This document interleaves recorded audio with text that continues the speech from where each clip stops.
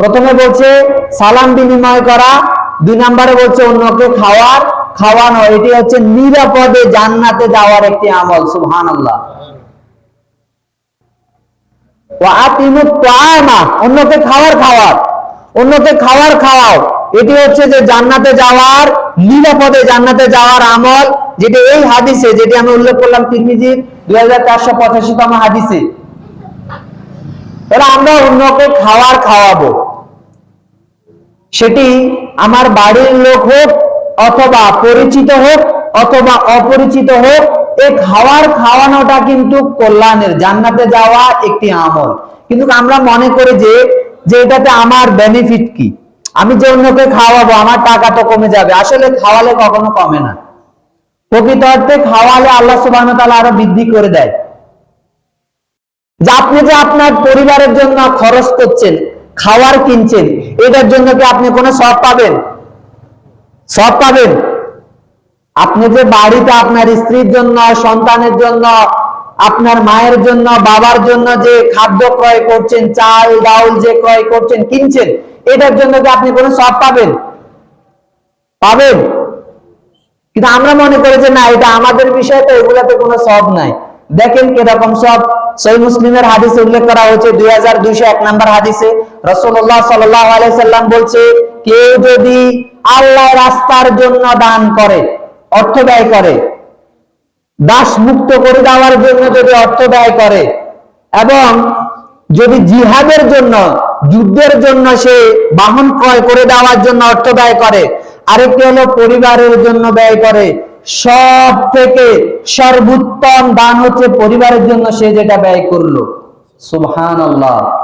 আপনি যে আপনার পরিবারের জন্য চাল ডাউল গম আটা যে কিনছেন, এটার জন্য কি আপনি সওয়াব পাবেন না?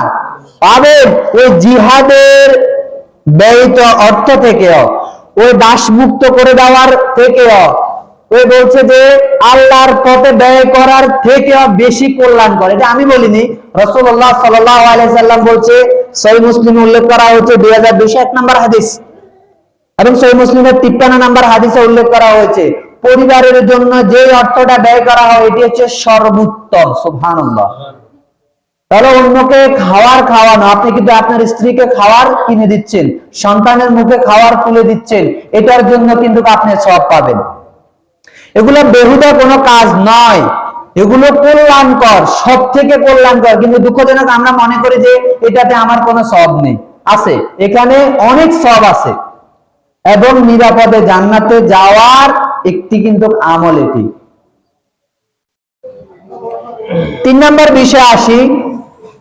আচ্ছা, কেউ যদি এই যে অন্যকে খাদ্য খাওয়ানোর এই বিষয়গুলো যদি অবজ্ঞা করে, অবহেলা করে, অস্বীকার করে, খাওয়ার যদি এই ফকিরকে, মিসকিনকে খাওয়ার না দেয়, উৎসাহ না দেয়, আল্লাহ সুবহানাহু ওয়া তাআলা তাকে বলেছে তার বিষয়ে, সূরা মাউনে তো রয়েছে, আরাইতাল্লাযী ইউকাযযিবু বিদ্দীন, তারা দিনকে অস্বীকার করে, কিয়ামতকে অস্বীকার করে।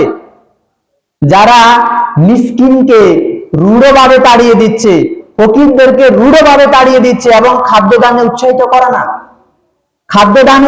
করে না, সেটা আপনার বাড়িতে এসেছে, এটি আল্লাহর পরীক্ষা। আল্লাহ আপনার কাছে সম্পদ দিয়ে, আপনার বাড়িতে চাল ডাউল গম দিয়ে, আরেকজনকে না দিয়ে তাকে আপনার বাড়িতে প্রেরণ করে আল্লাহ আপনার ঈমান পরীক্ষা করছে। আমাকে পরীক্ষা করছে, আমি তাকে দিই কিনা, আমি তাকে সাহায্যটুকু করি কিনা। সেটা আমার কাছে আমার গোলা ভরা ধান চাই নাই, চাইছে। ফকির এসে কি বলে, আপনি যে 1 বস্তা চাল এনেছেন কালকে দেখলাম, এটা দিয়ে দেন, সেটা কি বলছে? কতটুকু চাইলো?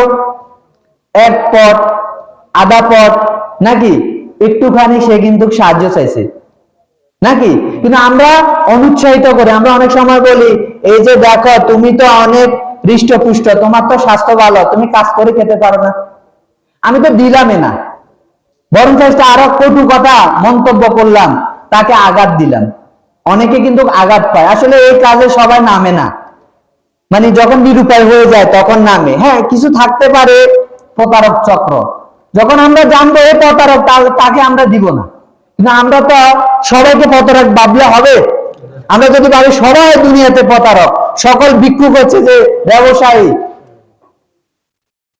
এটা কি ভাবলে হবে? না। এক্ষেত্রে আমরা একটু যে উদার হব, যে তার সমস্যা থাকতে পারে, সে পথে যেহেতু বেরোছে, আমি তাকে যদি আমার ভালো নিয়তে দিই, আমি সব অবশ্যই পাবো, আমার সব কিন্তু বৃথা যাবে না।